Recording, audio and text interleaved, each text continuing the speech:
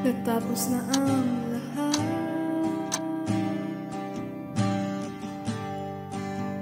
Nandito pa rin ako.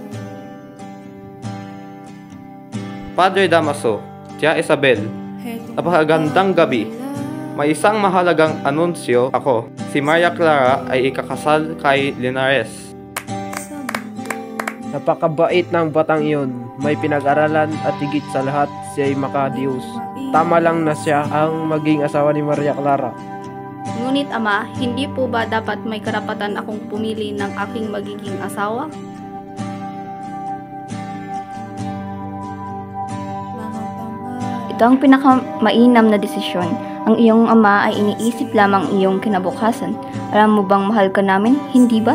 Huwag mong kontrahin ng iyong ama, Maria Clara. Ang kababayan ay hindi dapat sumusuway sa kanilang mga magulang. Lalo na sa ganitong usapin. Alam namin kung ano ang mabuti para sa iyo. Ngunit paano naman ang aking nararamdaman?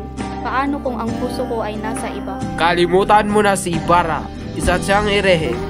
Isang kaaway ng simbahan. Hindi mo nais na mawala ang iyong kaluluwa. Hindi ba? Tama ang Padre. Huwag mong alalahanin si Ibarra. Siya ay wala na sa iyong buhay, Maria Clara. Magiging masaya ka rin kay Linares. Pangako ko yan.